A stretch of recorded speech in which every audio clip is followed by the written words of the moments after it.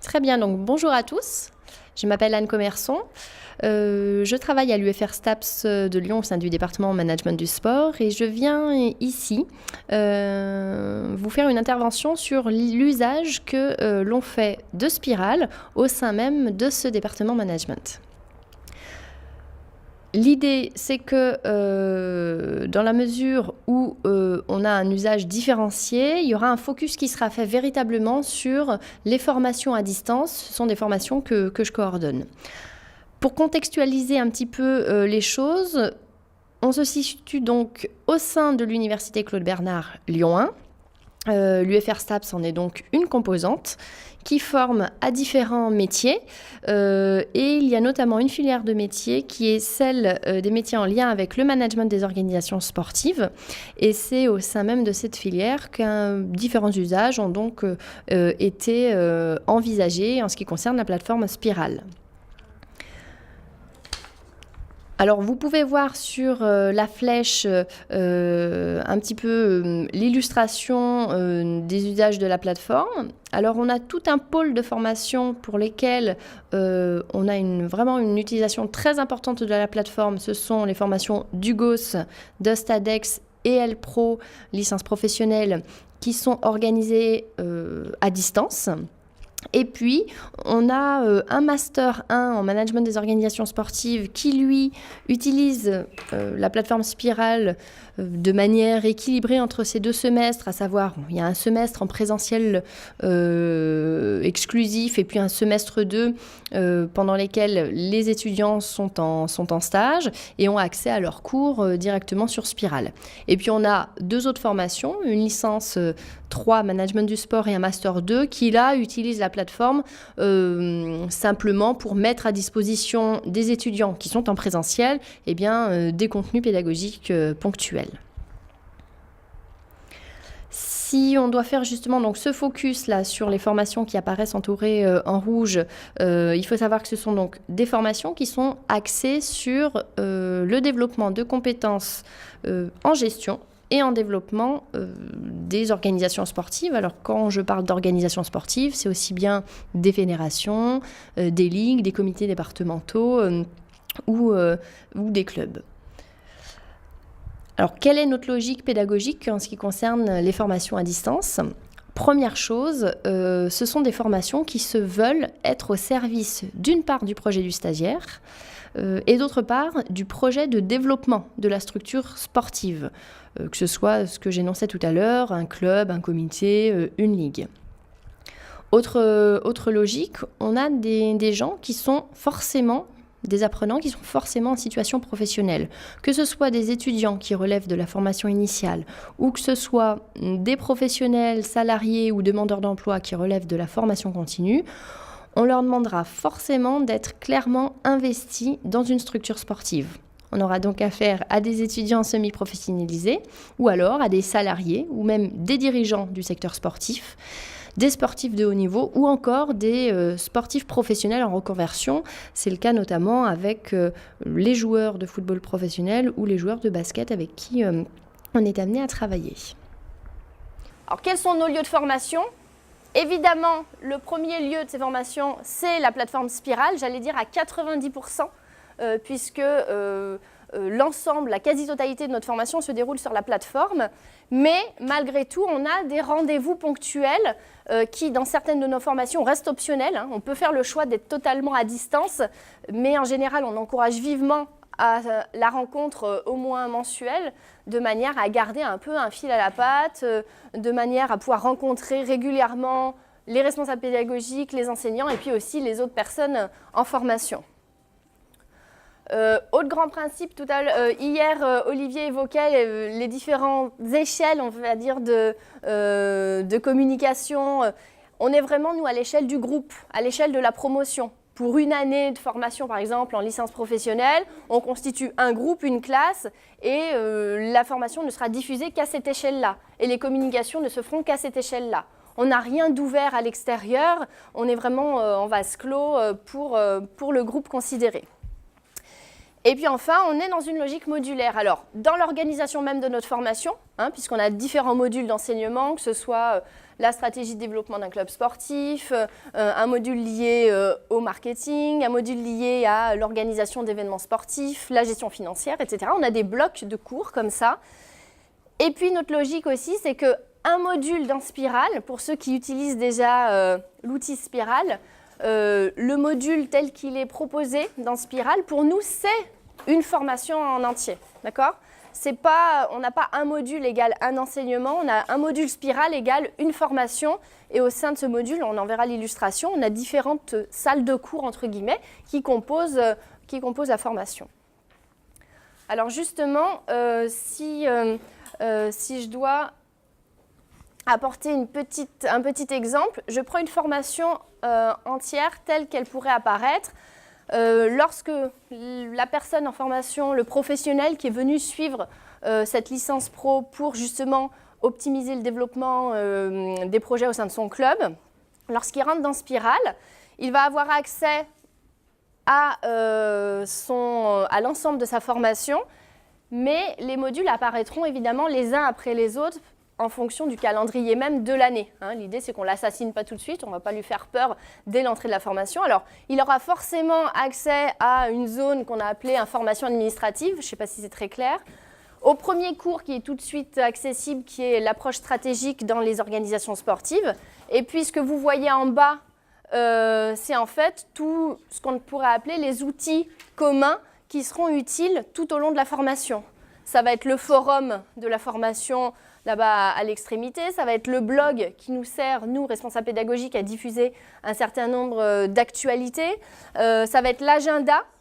Alors tout ce que j'évoque, ce sont tous des outils proposés par la plateforme. Ce n'est pas quelque chose qu'on a inventé, qu'il a fallu paramétrer, il a fallu un peu ajuster. On a une zone de dépôt des dossiers qui est aussi transversale sur l'ensemble de la formation, puisque c'est là que nos étudiants devront déposer leur production pour pouvoir être évalués. Voilà, donc différentes zones, la zone d'élaboration du projet professionnel et du projet de stage. Et au fur et à mesure de l'année, en fait, l'étudiant se verra, à date fixée à l'avance, ouvrir les cours qui se succèdent. Voilà la formation modulaire. Donc ensuite, on passe à la conception et lancement de projet, pilotage opérationnel du projet, marketing, etc., etc. Donc là, on est en juin 2014. Nos étudiants, nos apprenants de licence professionnelle ont fini leur année. Voilà ce qu'ils voient en gros quand ils rentrent dans la plateforme, mais ce sont des choses qui apparaissent successivement. Nils, tu avais une question ? Vous vous êtes posé la question de savoir si vous devriez tout dès le début ou Oui, alors, tu introduis un petit peu la diapositive d'après. Merci, c'est pas mal fait. On est vraiment, pour nous, dans une logique de séquençage et de scénarisation du module. Donc le séquençage, il est valable aussi bien sur l'année, d'accord ? On doit accompagner l'apprenant durant son année. On a cette particularité qu'on est dans des formations qui sont longues. Soit elles sont de 2 ans, pour le DUGO, c'est le DOST, agent de développement de club sportif, soit elles sont sur 1 an pour la licence professionnelle. Je parle des formations à distance. Et dans cette mesure-là, on a pensé une logique pédagogique, une succession des compétences qu'on veut développer, des outils, et du coup un accompagnement, puisqu'on imagine que peut-être que si on ouvrait tous les enseignements, certes, ceux qui se débrouillent très bien pourraient individualiser leur parcours, mais ceux qui ont peut-être un petit peu plus de mal, car on imagine le challenge que c'est que de suivre une formation à distance, bien ne se sentiraient peut-être pas assez guidés, et puis ce côté invasion de contenu pédagogique serait difficile à assumer. Donc on les cadre avec un calendrier. Et cette logique de séquençage et de scénarisation du module, elle est vraie aussi à l'échelle même d'un enseignement, puisque au sein de cet enseignement, on va, dans la mesure du possible, grâce au travail avec l'enseignant et le pédagogue, on va vraiment séquencer et scénariser ce module pour accompagner à l'apprentissage. Sur le module en soi, vous avez utilisé le mode scénario ? Ça nous arrive d'utiliser le mode séance, mais on en est revenu aussi. Hein, le mode séance, pour ceux qui connaissent, ça oblige à passer par des étapes en fait. Ça guide complètement l'étudiant. Je veux que d'abord il participe à un forum. J'ai une première étape forum. Je veux ensuite qu'il lise un PDF que j'ai moi rédigé. Hop, il passe par la lecture de ce PDF. Ensuite, il doit aller le commenter dans un wiki. Voilà, le mode séance va venir imposer une logique pédagogique. Et on en est revenu parce que c'est peut-être justement, ça va au-delà, c'est peut-être trop guidé. Par contre, on l'utilise beaucoup dans nos logiques d'évaluation de nos contenus et de notre formation. C'est-à-dire que pour accéder, si je reviens à la diapo d'avant, là on a le premier cours approche stratégique. Lorsque l'étudiant va avoir accès au deuxième cours, pour accéder au contenu, il a une séance qui l'oblige à répondre à un questionnaire d'évaluation du cours d'avant. Une fois que tout le monde a répondu, je neutralise la séance, puis les cours sont ouverts très librement. L'individualisation des parcours, c'est une des voies de progrès de toute manière. Après, on est vite limité par, de toute manière, nos moyens organisationnels en interne, nos moyens financiers, etc. Mais effectivement, l'idéal, ce serait de permettre, déjà qu'on est dans une logique modulaire à la carte, de permettre de construire un projet de formation à la carte. Alors, c'est vrai aussi que dans les formations dont je vous parle là, hein, qui sont liées aux compétences de management et de développement d'une structure sportive, il se trouve qu'on a aussi des niveaux très différenciés. On a des gens qui sont directeurs de club omnisport depuis 15 ans et puis on a des éducateurs sportifs qui font 20 heures d'entraînement par semaine et qui voudraient tendre vers d'autres missions et qui viennent chercher des compléments de compétences chez nous pour un peu évoluer dans leur club ou dans leur comité ou ligue. Et j'allais dire, ils ont quasiment ce passage obligé sur l'ensemble des modules et sur les attendus tels qu'on les a fixés dans les modules tels qu'ils existent actuellement, c'est aussi une démarche pédagogique. C'est-à-dire que tu as beau être une star, ça fait 15 ans que tu es directeur, passe quand même par cette méthodologie de la stratégie de développement parce que les cours qui suivent derrière, ils n'auront du sens que parce que tu as fait ce dossier-là en lien avec ton club, même si ça fait 15 ans que tu le fais. Voilà. En moyenne, un module dure 5 à 6 semaines. On ouvre la salle de cours. L'apprenant s'approprie les contenus, réalise les exercices qui lui sont proposés. À un moment donné, il rencontre en cours de cycle l'enseignant lors de la fameuse journée de regroupement et quelques semaines après, il doit rendre sa production qui est le fameux dossier professionnel qui traitera de son club, de sa structure et de la thématique abordée en cours. Ça, c'est le cadre général en termes de temporalité. Et on va revenir dans le contenu tout de suite après. Alors, si je peux justement dérouler un petit peu, on était sur la logique de séquençage qu'on essayait de s'imposer. Donc, on a différents acteurs, vous les connaissez aussi. Ça va être les pédagogues qui produisent les contenus pédagogiques, les tuteurs qui animent ce fameux accompagnement indispensable à la formation à distance. Les gestionnaires, c'est les permanents, c'est l'assistante de formation, c'est le coordinateur de formation qui assure aussi ce forme de coaching transversal sur l'ensemble de l'année. Et puis on a les apprenants eux-mêmes qui créent leur propre réseau, leurs propres contacts. Alors les activités qu'on retrouve au sein de la plateforme, ça va être des activités forcément de formation, mais aussi d'évaluation, de production, de la part des apprenants.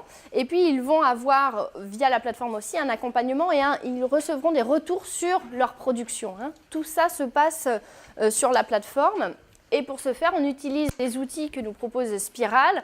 Ça peut être la brique cours, les questionnaires, que ce soit pour évaluer l'enseignement, mais aussi pour faire de l'évaluation formative, voire de l'évaluation sanction, si on veut avoir une partie de la note, ce qui est assez rare chez nous, mais sur des connaissances. On préfère évaluer un dossier qui a fait manipuler de la méthode et des outils liés à la thématique.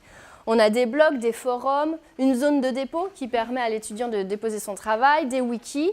Et on utilise aussi des outils hors Spiral. On en a eu un exemple hier sur de la visio, hangout. On fait aussi des évaluations. Petit exemple, dans le cours négociation et vente au sein de la licence pro, l'enseignant organise des évaluations en binôme. Et donc, on a un vendeur, un acquéreur, on va dire, quelqu'un qui vient proposer un service au sein du club et puis un adhérent potentiel qui vient s'inscrire et ils doivent mettre en scène cet échange-là. Et donc ça se passe, on a des étudiants qui sont un peu partout en France et donc ça se passe en visio. Et on enregistre aussi, c'est ce qu'on a vu hier, cette fameuse vidéo pour que, de manière très privée, les étudiants puissent derrière visionner ce qu'ils ont fait au regard des commentaires et de l'évaluation qu'ils ont pu avoir. Si je reprends mon exemple de tout à l'heure un peu fourre-tout, j'ai ma licence professionnelle avec mes différentes salles de cours dans lesquelles moi, apprenant, je me rends pour avancer. Justement, si je prends l'exemple du cours négociation et vente, alors j'ai ensuite, c'est un peu pareil, on a harmonisé l'ensemble des cours. On a forcément une zone d'accueil, d'instruction qui permet de donner le cahier des charges, les attendus en termes d'évaluation ou d'organisation du cours. Et puis on a séquencé là en semaine, d'accord ? Et au sein de chaque semaine, on va avoir des contenus, un exercice à faire qui va préparer l'évaluation finale. On a aussi une notion là qu'on ne voit pas bien, le prof en direct. On a tenté de créer des situations de chat, mais via l'outil forum. Donc à une date donnée, le prof est disponible, enfin à plusieurs dates données et créneaux, le prof se rend disponible pour répondre aux questions des étudiants. Alors on a des promos de 25 à 30 étudiants sur la licence pro, ça marche pas super bien. Le côté chat en direct, souvent c'est plus le forum asynchrone qui est utilisé plutôt que ce temps-là, alors qu'on se disait que ça pourrait être un temps riche. Et si on va un petit peu plus en détail et qu'on rentre au sein d'une semaine, alors ça ne va pas forcément vous parler parce qu'on a des icônes qui sont un petit peu personnalisées, mais dans une semaine du cours négo-vente, on aura du contenu. Alors là, le prof, c'est du PDF qu'il a choisi de mettre, on n'a pas utilisé la brique cours du tout. Par contre, on a des vidéos. Là, il a fait un gros travail où il a posé des vidéos qui filment une situation de négociation, argumentation, que ce soit avec un adhérent, que ce soit avec un sponsor potentiel. Et puis la vidéo est forcément doublée parce qu'ensuite, sur ces vidéos, lui-même commente. Il apparaît, à un moment donné, il arrête la vidéo. Il y a eu un gros travail là-dessus qui a été fait en termes de développement pédagogique. Si je prends un autre exemple, c'est un cours qu'on a en DUST, agent de développement de club sportif. C'est le cours évaluation et suivi qualité qui permet de réfléchir un peu à la manière dont les choses sont organisées, les processus de décision et d'organisation au sein du club pour les optimiser. Et là, le cours est organisé de cette manière-là. On a toujours une brique information importante où on rappelle les éléments qui nous semblent nécessaires. On a une brique étape du cours. Et puis ensuite, l'enseignant a fait le choix de mettre à disposition un certain nombre de documents, une bibliographie, il y a un forum en dessous et une zone de dépôt, là où les étudiants rendront leur travail terminal. Et si je fais un focus sur l'étape du cours, les étapes du cours, là, l'enseignant, on a construit avec lui un cours qui est clairement séquencé, scénarisé, parce que la première étape, c'est un blog où chacun doit déposer un billet au regard de la qualité, puisque c'est une notion particulière. On leur demande d'aller chercher eux-mêmes, sans cours, sans contenu, ce qu'est la qualité et à quoi ça pourrait servir au sein d'un club sportif, cette notion-là. Donc, ils font ce travail-là. Une semaine après, donc ensuite, le prof commente chacun des blogs pour revenir là-dessus. Ils ont ensuite, en étape 2, accès à un cours. En étape 3, ils doivent évoquer sur un forum les activités, les domaines d'activités stratégiques qu'ils retrouvent au sein de leur structure sportive. Et voilà, et ça s'enchaîne. Ensuite, il y a un contenu pédagogique. Ensuite, d'autres activités en forum que le prof doit valider, etc., etc. Alors, je vais vite, puisque Christophe me dispute. Très brièvement, si je dois réfléchir à quelques facteurs clés de succès d'après l'expérience d'une formation à distance, à mon avis, voilà, la scénarisation et le séquençage des contenus pédagogiques, il est indispensable. On a œuvré longtemps sur du contenu en masse parce que c'était la solution de facilité et qu'on savait plutôt bien rédiger mais moins séquencer. Et on arrive maintenant à être meilleur là-dessus et je pense que ça me paraît nécessaire. Il faut varier les outils. C'est comme les enfants, dans un cours, les éducatifs, il faut que ça change, alors sans que ce soit gadget non plus, mais éviter trop d'unicité. Évidemment, accompagner. alors que ce soit les apprenants, il y a un gros travail d'animation à distance. Je parle de coaching pédagogique, mais aussi de coaching social. L'assistante de formation, elle fait beaucoup de social aussi. Être en lien avec les étudiants, les apprenants. Ils ont une vie à côté, c'est compliqué. Enfin voilà, tenir compte de ça. Et puis un vrai accompagnement des pédagogues, hein, que ce soit d'un point de vue collectif ou d'un point de vue individuel. Et puis c'est ce que j'évoquais tout à l'heure, le projet de formation, il faut qu'il soit partagé par l'apprenant, par l'université évidemment, mais aussi par la structure employeur ou le club qui l'envoie en formation. Pour autant, on a véritablement, à mon avis, des voies de progrès à investir. On a beaucoup de mal à créer un sentiment d'appartenance à une communauté. Ça, on les perd, chacun est de son côté. Il y a des petits liens qui se créent, mais on sent bien qu'on n'arrive pas à créer ça et à faire vivre ensuite derrière cette communauté, puis à l'entretenir au-delà même de la formation. On n'est pas très très bon là-dessus.